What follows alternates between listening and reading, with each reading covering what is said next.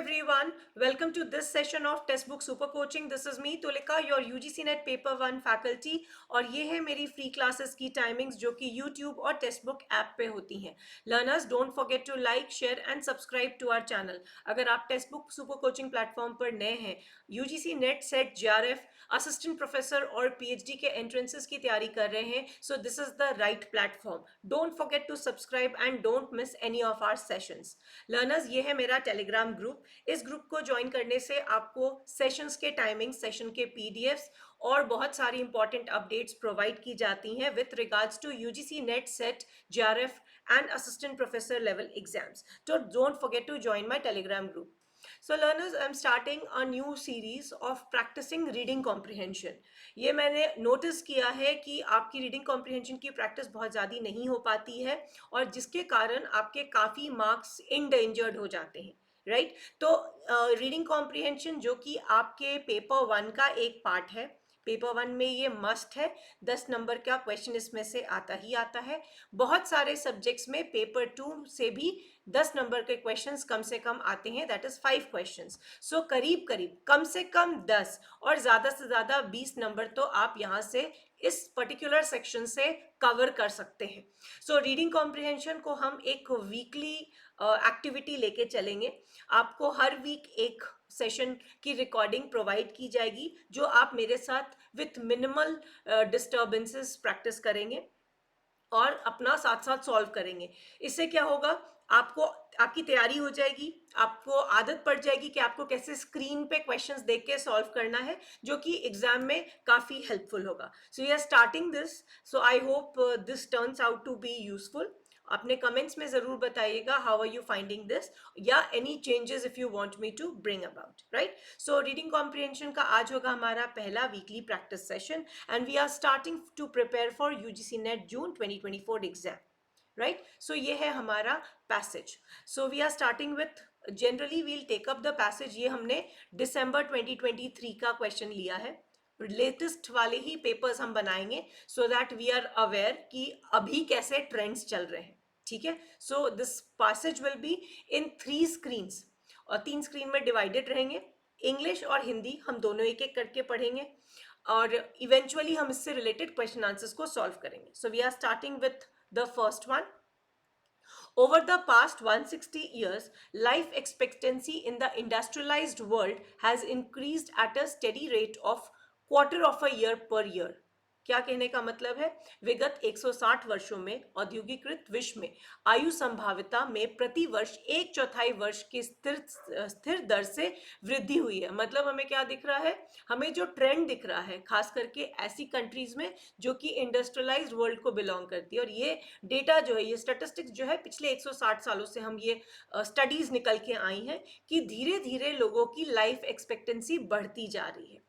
This change was initially driven by spread of things we often take for granted. जो शुरुआती तौर पर आरंभ में इस परिवर्तन को उन चीज़ों के प्रसार से गति मिली जिन्हें हम आज बहुधा महत्व नहीं देते हैं, जैसे कि क्लीन वाटर, स्वच्छ जल, sewerage, sewer, waste disposal, good nutrition, vaccines and antibodies, अपशिष्ट निस्तारण, उत्तम पोषण, टीका और प्रतिजीवाणु. मतलब कहने का अर्थ ये है कि all these things, whether we talk about clean water, waste disposal, good nutrition, availability of vaccines and antibiotics, इनको हम बहुत ग्रांटेड लेते हैं. बट ये सब चीज़ें जो शुरू में हमें लाइफ एक्सपेक्टेंसी बढ़ती हुई लोगों की नज़र आ रही है, उसमें शुरुआती तौर पर ये सारे रीजंस रिस्पॉन्सिबल हैं. By the late 1970s, these innovations had reached the point of diminishing returns. I hope आप लोग ने diminishing returns का कुछ concept पढ़ के रखा होगा कि एक certain point के बाद हमें किसी भी चीज़ का outcome नहीं नज़र आता है, returns नहीं मिलते हैं. So उसी lines पर शुरुआत में तो ये सब ने काफ़ी results दिखाए, but एक point of time ऐसा आ गया कि 1970 के दशक के अंतराल तक ये अभिनव परिवर्तन आसमान प्रतिफल के बिंदु तक पहुंच गए थे. तथापि लगभग उस समय पर शेष रहे सर्वाधिक घातक खतरों कैंसर, हृदय रोग और आघात के विरुद्ध संघर्ष में नई प्रौद्योगिकियों ने वास्तविक लाभ उत्पन्न करना आरंभ कर दिया था। तो लेट 1970s तक ये सारे इनोवेशंस एक अपने ऐसे पॉइंट पर पहुंच गए थे जहां से धीरे धीरे रिटर्न्स कम होते जा रहे थे। बट उसी समय, yet at about the same time, new technologies began to yield real benefits. अब जब टेक्नोलॉजी आ गई तो ऑब्वियसली हमारी लाइफ एक्सपेक्टेंसी बढ़ गई। So real benefits in the fight against most lethal threats, जो सबसे ज़्यादा आज के समय में ट्रबलसम चीज़ है, सबसे ज़्यादा थ्रेट है, that remained cancer, heart disease and stroke. So इनके अगेंस्ट में भी फाइट में बेनिफिट हमें टेक्नोलॉजी के थ्रू देखने को मिलता है। Even counting the most least developed countries, the average person worldwide today can expect to live about 70 years old, up from a life expectancy of about 35 years at the beginning of 20th century. So अगर अभी के समय की हम बात करें, सो 20वीं शताब्दी के आरंभ में के समय में लगभग 35 वर्ष की आयु संभाविता से ऊपर उठकर आज विश्वव्यापी स्तर पर औसत व्यक्ति लगभग 70 वर्ष जीवित रहने की प्रतीक्षा कर सकता है। सो आज के समय में इवन अगर हम ये टेक्नोलॉजी किसके लिए है, ये सारी टेक्नोलॉजी हमारी डेवलप्ड कंट्रीज के लिए है, मगर अगर लीस्ट डेवलप्ड कंट्रीज की भी बात करते हैं तो एक एवरेज लाइफ एक्सपेक्टेंसी जो एक एवरेज पर्सन की है इन लीस्ट डेवलप्ड, जो डेवलप कंट्री नहीं है उसकी बात कर रहे हैं, तो वो भी 35 से लेकर 70 तक जा चुकी है। Although it is certainly impossible to predict the future, अभी का जो ये सीन चल रहा है ठीक है, मगर हम यद्यपि भविष्य का पूर्वानुमान नहीं लगा सकते, लगाना निश्चित रूप से असंभव है। Many progressive thinkers have begun to discuss the possibility that at some point in the next 20 years a baby will be born who will live to today unimaginable age of 140 years and beyond। तो कुछ progressive thinkers का ये भी मानना है कि अनेक प्रगतिशील विचारकों के इस संभावना पर चर्चा आरंभ कर दी है कि अगले 20 वर्षों में किसी बिंदु पर ऐसे शिशु जन्म लेंगे जो 140 वर्ष की आज की अकल्पनीय आयु तक जीवित रहेंगे, और आगे उस बच्चे एक ऐसे विश्व को देख सकेंगे जिसमें जीवित रहने की कोई अपेक्षित प्राकृतिक आयु सीमा नहीं होगी। नॉट ओनली दैट, यहां तक ही नहीं रुकेगा, children will see a world in which there is no expected natural age limit for survival. तो आने वाले टाइम्स में हमारे प्रोग्रेसिव थिंकर्स का ऐसा भी मानना है कि कुछ ऐसा हमें देखने को मिल सकता है। बारिंग सम रैंडम एक्सीडेंट्स, अगर हम कुछ एक्सीडेंट्स को साइड कर ले या डेलिबरेट मर्डर्स को साइड कर ले, men and women just 2 generations from us will probably live forever। हो सकता है अगर किसी तरह का इच्छुक कोई इस तरह की दुर्घटना या जानबूझकर की गई हत्या को अगर हम छोड़ दें तो हमसे केवल 2 पीढ़ी बाद आने वाले जो स्त्री और पुरुष संभवतः अनंत काल तक जीवित रहेंगे, यहां तक प्रोग्रेसिव थिंकर्स का मानना है। In principle all that is needed for is for technology to continue to advance faster than individual. ये कब संभव हो सकेगा? आवश्यकता बस इतनी है कि प्रौद्योगिक व्यक्ति के जरन से तीव्र गति से उन्नति करती रहे, मतलब हमारी प्रोग्रेस से ज्यादा एडवांसमेंट टेक्नोलॉजी को करनी चाहिए to make this thing possible. However, such optimism, तो ये तो बहुत ही एक आशावादी अप्रोच है।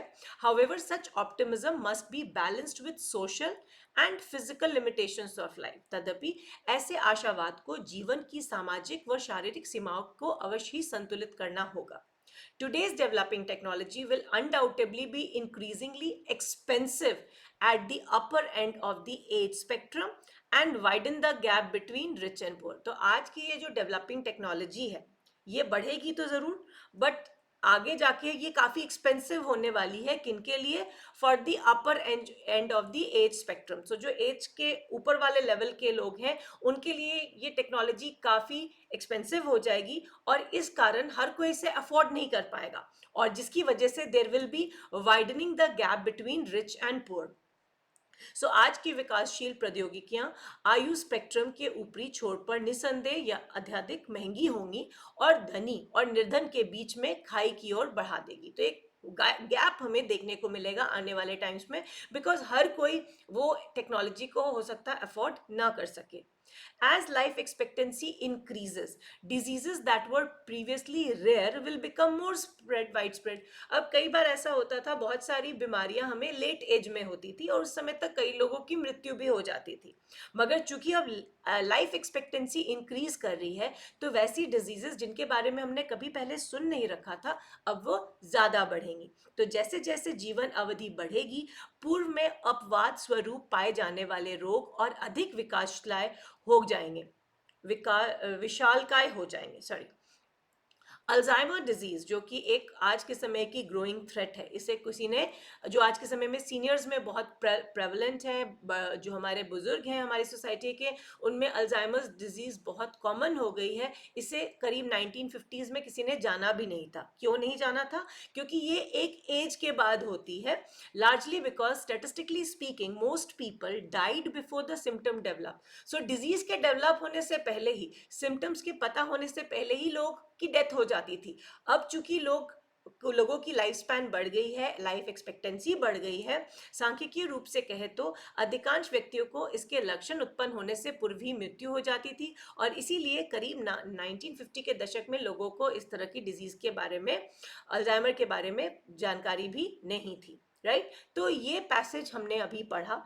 This talks about life expectancy, rich countries, poor countries, developed countries, underdeveloped countries, widening the gap, Alzheimer disease and progressive learners, progressive thinkers. इन बिंदुओं पर इस पैसेज ने बात की है.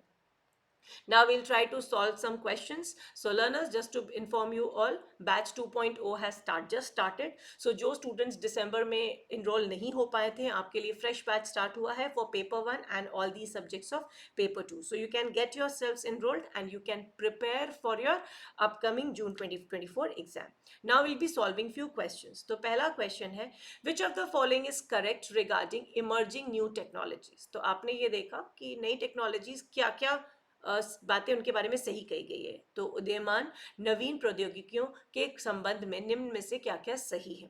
So will they be expensive for older people, ऐसा कुछ mention था. They will give rise to rare disease, क्या नई टेक्नोलॉजी नई डिजीजेस को में रिजल्ट करेंगी?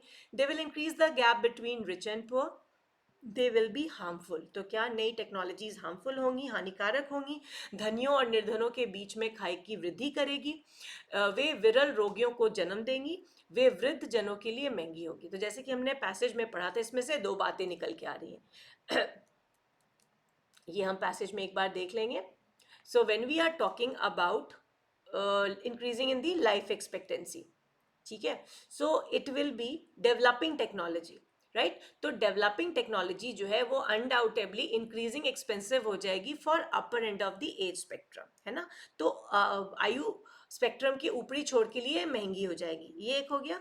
और widen the gap between rich and poor, तो ये दोनों पॉइंट्स हमें यहाँ पे मिल गए हैं, जिसके बारे में यहाँ पे ऑप्शन में दिया हुआ है. और सही आंसर ये दोनों है. It will be expensive for older people, मतलब जो एक्सपेंसिव किन के लिए हो जाएगी? जो लाइफ के अपर रेंज पे है ना. तो it will be expensive for older people and this will increase the gap between the rich and poor. तो A and C is the right answer for this question.